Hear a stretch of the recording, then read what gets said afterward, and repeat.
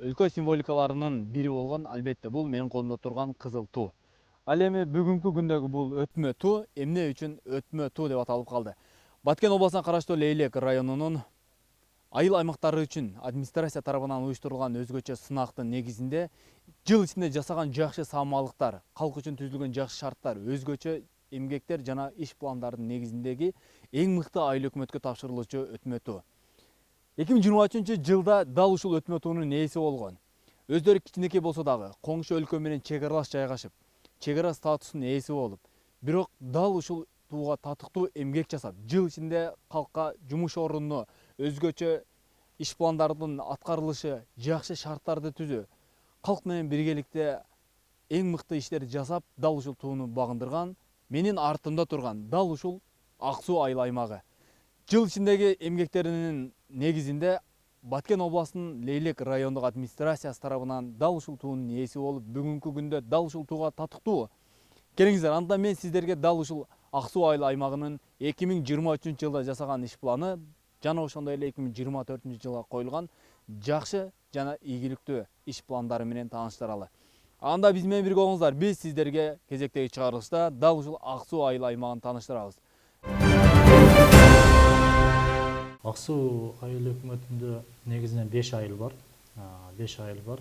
Анын 5 айылда 1520 кожолук жашайт. Калктын саны 8029. 829 өт. Эки улуттан бир ынтымакта, биримдикте жашап келатабыз. Негизинен элибиз дыйканчылык, анан мал чарбачылык менен алектенишет. Айыл аймакта билим берүү тармагына токтоло турган болсок, 5 мектеп бар. 3 мектепке чейинки билим берүү бала бакчабыз бар. Бүгүнкү күндө билим берип, окуучуларга тарбия иштерин жүргүзүп атат. Саламаттык сактоо тармагында 2 ГСВ, 3 ФАПыбыз бүгүнкү күндө элдин ден соолугуна кам көрүп иштеп жатышат. Негизинен 5 айыл тең Тажик Республикасы менен чектеш болгондуктан биз 5 айылыбыз тең чек ара макамына ээ болгон айылдар.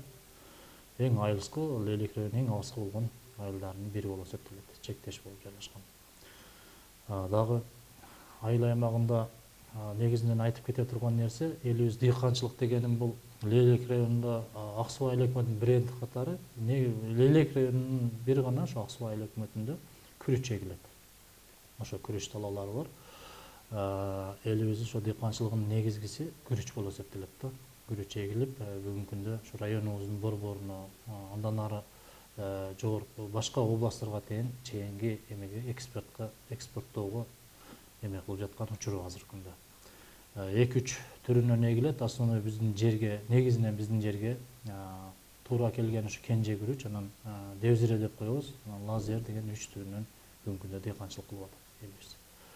Андан башка ички жолдорго дагы буга чейин канчалык эме болгон, ошол биз ар бир айылга барып туруп, негизги көчөлөрүн алып туруп, 2 километр ашыгыраак жерге, 2 километр 200 метр жерге ички жолдорду асфальт төшөп бердик. Себеби ал жерлер дагы эл көп каттаган ФАП, мечит, бала бакча, мектеп жайлашкан жерлерди гана алып, ошол жерлерге быйылкы жылга өнүктүрүү фонду менен иштештик дагы. Өнүктүрүү фонду анан түрткү берүүчү гранттар менен иштешип, анан өздүк салым менен кошо айыл өкмөттө ошо 2 километр 200 метр. Жалпы республикалык бюджет болуп, айыл өкмөттүк болуп 6 километр 400 метрге быйылкы жылы асфальт төшөлдү да, жолдор боюнча.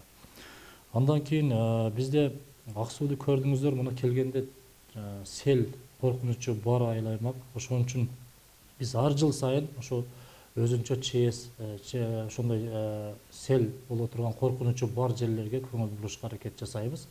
Ошол жерлерде дагы сел тосмолорду жасоо боюнча дагы бизде бүгүнкү күндө 450 метрден ашуу жерге бетон тосмолорду орноттурдук. Алар деле 400 метрге жакыны республикалык бюджеттен, калгандарыны жергиликтүү бюджеттен кылып туруп, ошолорду жасап келатабыз.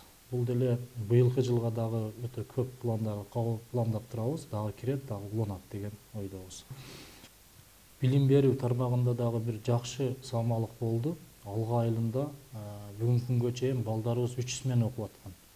180 орунга ылайыкташылган мектепте бүгүнкү күндө 400дөн ашуун бала 300 миңге бөлүнүп окуп аткан учурунда мына мамлекет тарабынан бул деле республикабыз бюджеттен 102 миллион сметалык баасы бекилип, бүгүнкү күндө 225 орундуу мектеп ошол жылдын 23-жылдын башында башталып, 23-жылдын эле декабрында пайдаланууга берилип отурат да. Бул деле өтө сонун иш болду.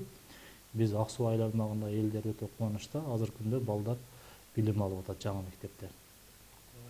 Анан экинчи маселебиз мына бизде айыл аймакта айттым го, 5 айыл тең чек ара макамын алган, чек ара жер. Ушул жерде калкты кармап калып, ушул жерде жумуш менен камсыздоо дагы биздин эң негизги максаттарыбыздын бири болуп эсептелет да. Ошонун негизинде аракет кылып биз Баткен облусунун колдоо иретинде берилип аткан 500 миллион жыл сайын бөлүнүп аткан ошонун 124 миллиону Лейлек районуга бөлүнгөн.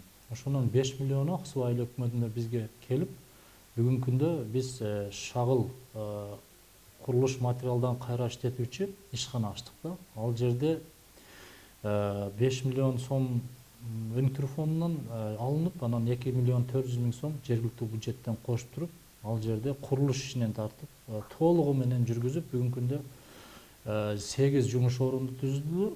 Анын үстүнө биринчи максат жумуш орун түзүү. Экинчиси ошол келген акчаны кайра кайтарымдуулук жагы бар да. Айыл өкмөттүн бюджетине жыл сайын төгүлүүчү кайтарымдуу акчасы болот. Ал сатуудан түшкөн акчасынан мамлекеттик бюджетке кайтарымдуу болот деген максатта ошону түздүк.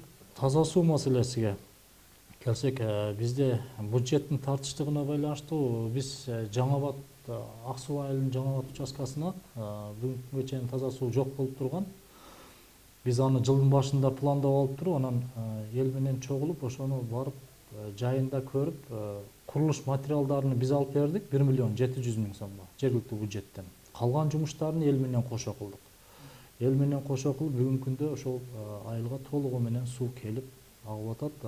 Элди дагы азык түлүк программасы менен иштешип туруп, жакыр үй бүлөлөрдөн 33 адамды ишке тарттык, жумушка тарттык. Онун эсебинен аларга ар бир адамга $150 бүгүнкү күндө кызмат акы берди иштегенине. Ошентип эл дагы жумуш менен камсыздадык. Экинчиден ошо көйгөйүбүздү чечип, материал алып берип, бүгүнкү күндө 3,5 километрге суу түтүгүн тартып келип, таза суу түтүгүн тартып келип элге бердик.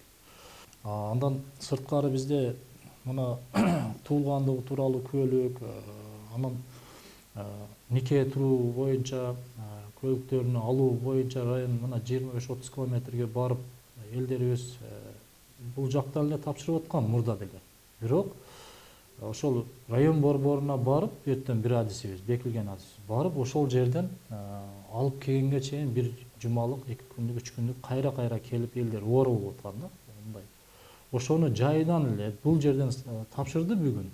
Анан бере турган кылып ошол принтери болот экен, ошону тендерге коюп биз алып бердик. Бүгүнкү күндө 45 миң сом экен. Ошону таап алып келип, азыр бүгүнкү күндө элибиз шөлдөн эле кезек күтпөстөн эле айыл аймакта район борборуна барбастан тапшырат, бул жактан алып кетип атат да. Бул деле бир жакшы эме болуп калды. 2024 жыл быйылкы жылдай эле болуп биз дагы алдыга көп чоң пландарды коюп атабыз. Таза суу маселеси бар 1-2 айылда. Ошол таза суу маселеси, жумуш орун маселеси, дагы кайра ушул жерде жерлерди, жаңы жерлерди өздөштүрүү боюнча дагы проекттерди сунуштап атабыз. Себеби биз жакында ПСДлар даярдап койдук. Каналыбызды 2700 метрге Ак Суу дарыясынын жээгини бекемдеп узарсак, эгер ага каражат табылып чечиле турган болсо, ал жерде 100 гектарга жакын жер ачылат да. 100 гектарга жакын жер ачылып, ал жерде 100 адам 1 гектардан болгондо деле жумуш орун менен камсыздалып болот. Экинчиден, бул деле бюджетке кайтарымдуу нерсе болот. Аны аренда катары биз элге беребиз, алар деле аренда катары төлөп, бюджеттин дагы толушуна, мына дотациянын көлөмүнүн азайышына себепчи болот да. Ошондой пландарды кылып атабыз. Анан билим берүү тармагында ар бир айылдарыбызда бар, көйгөй жок эмес. Аларды деле пландап атабыз жакын күндөрдө киргизүүгө. Бир бала бакча салуу, ошентип мына аялдарыбыз жумушсуз отурат, эркектерибиз миграцияда, тияк бакта талаада иштешет деп Биз азыр 50 орунду швейный цехти дагы пландап атабыз. Кудай кааласа 24-тün бир мартына барганда бул ачылат. Бул даяр болуп калды. Ошондой болуп жумуштарды пландап келатабыз.